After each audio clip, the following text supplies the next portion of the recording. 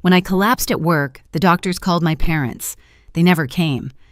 3 days later, still hooked to machines, I opened my phone and saw what they'd been doing. Instead, my sister's smiling face tagged me under a photo, "Family Day without the drama." The caption burned more than the IV in my arm. I didn't text.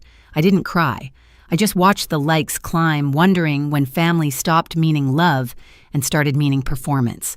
Then 4 days later, 74 missed calls appeared on my screen, and one message from Dad, "We need you." That's when everything changed, just not the way they expected. I used to believe exhaustion was just part of being dependable. At Green Tech, deadlines were tight projects, endless, and somehow I was always the one who stayed late, the one who made things happen. My coworkers said I had the kind of discipline that scared them. They didn't know it wasn't drive, it was survival. Because every hour I worked wasn't just for me. It was for the people waiting at home to be rescued again. My dad, Robert, had been out of work since the housing crash. He called it temporary, but 7 years felt permanent. My mom, Elena, said he just needed time, but what he really needed was someone else's paycheck. Mine. My sister Marissa, our family's influencer, was always launching something new. A wellness brand, a podcast, a candle line. Each failed faster than the last. My support often came through quick transfers labeled help or just this month. And Peyton, the youngest, still in design school, liked to play the peacekeeper. She never argued, she just borrowed quietly and forgot loudly. From the outside, we looked perfect. A smiling family in holiday photos, all matching sweaters and fake laughter. Online, Marissa called us the Miller's proof that love is everything. She posted that right after I'd paid Mom's car insurance and covered the mortgage's late fee. Love apparently had a balance due. Grandpa Joe was the only one who ever saw through it. He'd been a law firm accountant for 40 years and could read people like spreadsheets. "You can't audit love," he once told me, "but you'll know when the numbers stop adding up." He warned me gently that my parents had started seeing me as the fallback plan. I didn't want to believe him. I was raised to think loyalty fixed everything. So I kept fixing. I paid what I shouldn't, smiled when I shouldn't. The truth is, I was scared to stop, scared that if I ever said no, they'd finally show me what love was really worth. The night before I collapsed, I was still in the office at 10 p.m., staring at blueprints I couldn't even focus on. My chest had been tightening for weeks, my vision fading at the edges. I thought it was stress. It wasn't. But even then, as I packed up my laptop, my phone buzzed with a text from Marissa. "Can you cover my rent? Promise I'll pay you back next month." I typed a reply, then deleted it. Then typed again. Sure. That was the last message I sent before the floor came up to meet me. The hospital lights were too white, too clean, like they were trying to erase what had happened. When I opened my eyes, everything was blurred. The ceiling tiles, the IV lines, the nurse asking if I knew where I was. I didn't answer right away. I was still trying to remember what day it was. My phone was dead. My chest ached. The monitor beside me beeped softly, keeping time with something fragile inside me.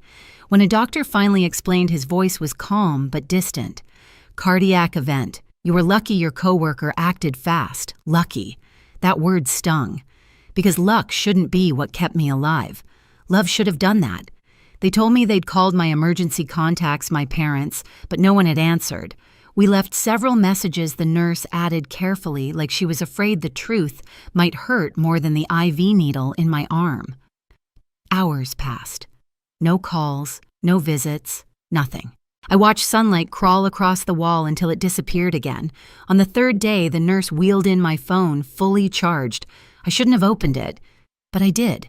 The first thing I saw wasn't a missed call or a text. It was a notification: "You've been tagged in a post by an official account." My fingers trembled as I tapped it open.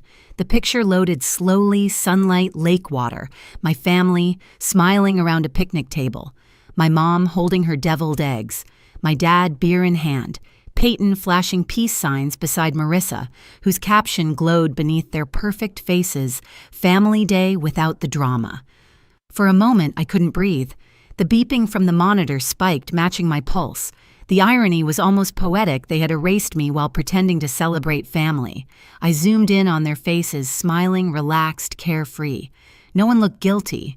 No one looked like they were missing me. A nurse passed by and asked if I needed anything. I said no. I think I've had enough.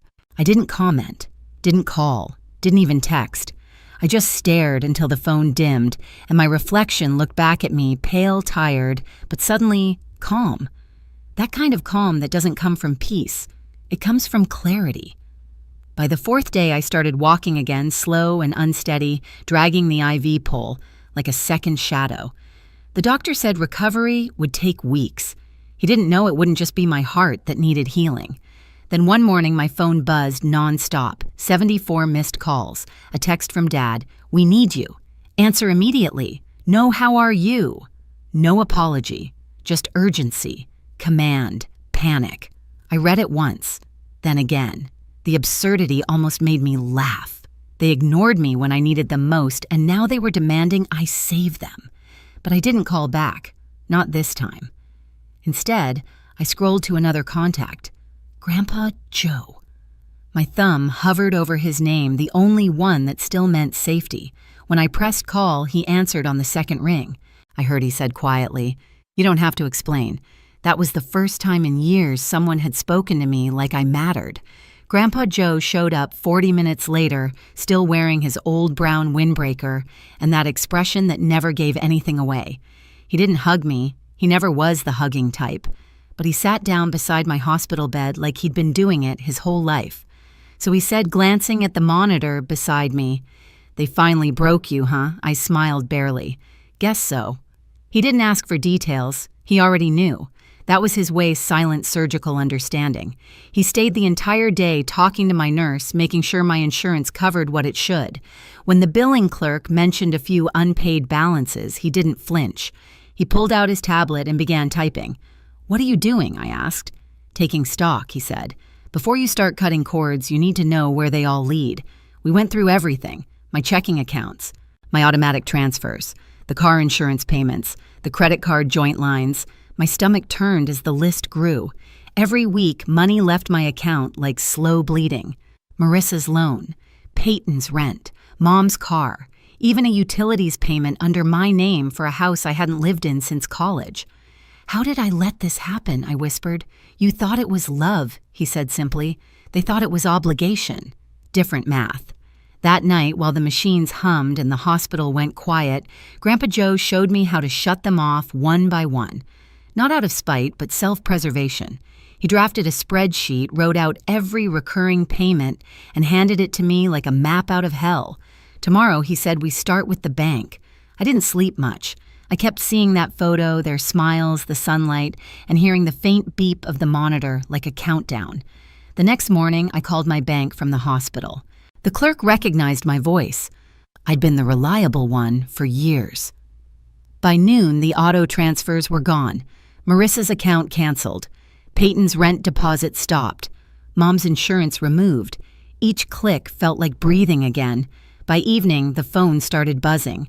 First text from Mom. "We just heard what happened. Why didn't you tell us?" Then Peyton. "Can we talk? It's all a misunderstanding." I ignored them all. Grandpa Joe sat beside me, reading the paper, pretending not to watch. "You feel guilty yet?" he asked finally. "Yeah," I admitted. "A little. That'll pass," he said, folding the newspaper. "Guilt's the tax good people pay before freedom." The next day I left the hospital. Grandpa Joe drove me home. My apartment felt smaller than I remembered, like the walls were listening. I silenced my phone, unplugged it, and stared out the window for a long time. Then a vibration. Another message from Dad. "This is serious. Call me now. Everything is falling apart." I almost felt sorry for him. Almost. They'd mistaken my silence for surrender. They didn't know silence was the sound of me taking back control. 2 days later, I was back at Grandpa Joe's place in Portland, a small one-story house that smelled faintly of coffee and old wood. He'd cleared the dining table, spreading out files like a general preparing for war. The afternoon sun slanted across stacks of papers, payment histories, account statements, insurance letters, my financial fingerprints, across years of quiet enabling. "Every story leaves a paper trail," he said. "Yours just happens to be in dollars." He wasn't wrong. By the time we finished, the picture was clear I hadn't just helped them. I had been financing the illusion of their stability. Without my income, everything they'd built, the image, the comfort, the control, would collapse. And it did. The calls doubled. My voicemail filled with my mother's careful voice, sweet on the surface, sharp underneath. "Ava, honey, we didn't know you were in the hospital. Why didn't you tell us sooner?" Then softer, almost a whisper. "Your father's worried about the mortgage again." Worried, not sorry. Marissa's texts came next, screenshots of her empty account, dramatic crying emojis, and one message that read, "If you don't fix this, I'll lose everything." I stared at it for a long time before replying with a single word, "Good." Then came Peyton's attempt. "I'm not like them," she wrote. "Please don't punish me for their mistakes." I almost laughed. She'd said the same thing when I'd co-signed her lease last year. Grandpa Joe was watching me scroll the corner of his mouth, twitching like he'd seen this movie before. "They're not calling because they care," he said. "They're calling because they're cornered." He was right again. The next morning, a car idled outside my apartment building. Robert Miller, my father, sitting in the driver's seat, staring up at my window. He didn't text. He didn't come up. Just waited, like a debt collector, waiting for confession. I didn't go down. That afternoon, a new message arrived. "You're about to destroy everything we built." "I hope you understand the damage you're causing." Everything we built. I read it twice out loud just to taste the absurdity of it. I showed it to Grandpa Joe. He just nodded. That sentence says more than he ever meant it to. And then came the video. Marissa uploaded it that night, a slow, emotional walkthrough of our childhood home, now empty. The camera panned across bare walls and scattered boxes, her voice trembling. They took everything she said. And guess who let them? The video cut to a photo of me smiling, cropped from a family Christmas years ago. The caption, "Sometimes blood doesn't mean family." The comments exploded: sympathy, pity, judgment. Influencers reposted it. My inbox filled with strangers calling me ungrateful. Grandpa Joe watched the whole thing in silence, then stood up, pulled his phone from his pocket, and made 3 calls. Within 48 hours, we had every document: mortgage papers, loan defaults, late fees. They'd used the house equity to pay off Marissa's credit cards and Peyton's business venture, a boutique candle studio that never opened. I didn't even have to expose them. The math did it for me. Still, I filed the fraud report. Grandpa Joe and his lawyer, Mr. Klein, helped prepare a cease and desist order. No contact, no impersonation, no financial claims. We sent it through certified mail, 1 to each of them. For the first time in years, I slept through the night. The next morning, I woke to my phone buzzing relentlessly.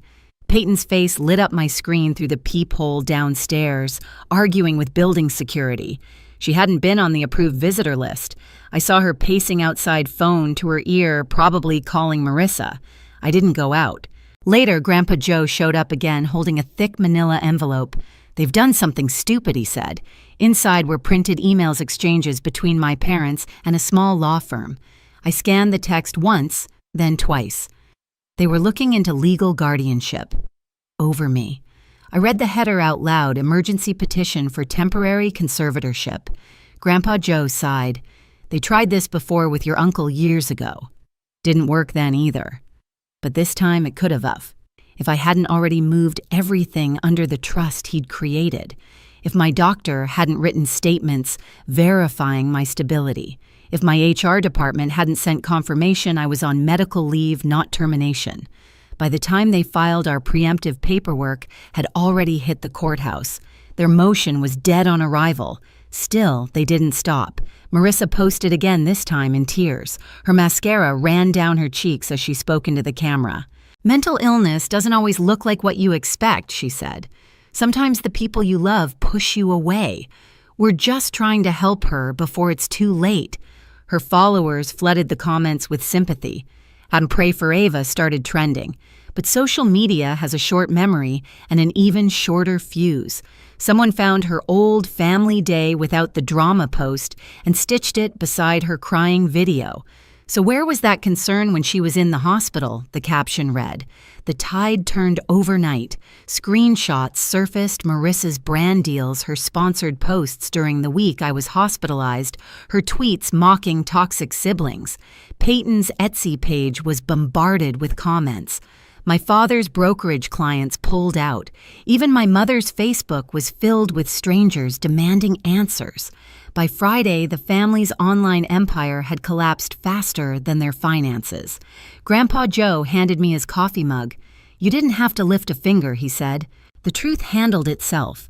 That night, a single text arrived from my mother. Please, can we talk? I stared at it for a long time, thumb hovering over the keyboard. Then I locked the screen and set it face down. Across the room, Grandpa Joe was reading. You okay? He asked. Yeah, I said quietly. Just done. But they weren't. The next morning, a courier delivered another envelope. This one wasn't from their lawyer, it was from my father himself. A handwritten will. He'd rewritten it the week after the conservatorship failed. In shaky pen, it read, In the event of my death, all assets go to the remaining family who maintain unity. Ava is disinherited until she reconciles. I couldn't help laughing. It was the same manipulation, just wrapped in formal ink. I showed it to Grandpa Joe. They still think I want something. He smiled faintly. They're not used to someone walking away before the money. That evening, I wrote my final reply not through texts, not online, but through my attorney. It was short, precise, and final. I waive all rights to the estate and request permanent no contact. I signed it, sealed it, and handed it to Grandpa Joe. File it Monday, I said. He nodded. What will you do now? I looked toward the window. Outside, the rain was clearing. I think I'll rest, I said, maybe somewhere quieter. For the first time in years, I meant it. 2 weeks later, the rain finally stopped.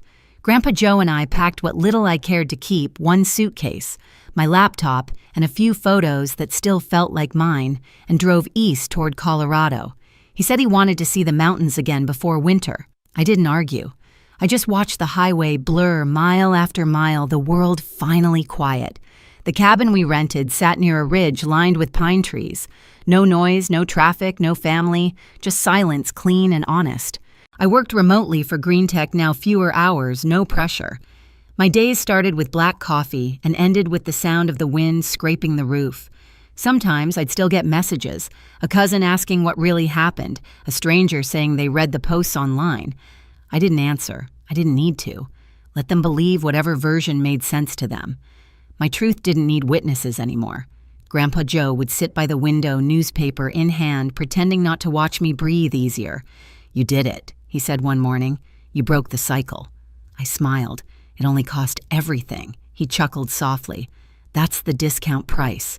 And he was right, because what I gained was worth more than all the apologies, all the inheritances, all the forced family photos combined. For the first time in my life, I wasn't the provider, the fixer, or the daughter who owed everyone. I was just Ava, alive, unowned, and finally free. I used to think silence meant defeat, that walking away was the same as giving up. But now, I know silence can be a choice, a border, a kind of peace that doesn't need anyone's permission. My family still tries to reach out through other people testing if I'll break the quiet. I never do. Some stories don't need new chapters. They just need to end. If you've ever been called selfish for finally putting yourself first, I hope this reminds you, choosing peace isn't betrayal. It's survival. They can keep their posts, their pity, their version of the truth. I'll keep my stillness, my laughter, my life. If you've ever had to walk away from your own blood to heal, share your story below. You're not alone.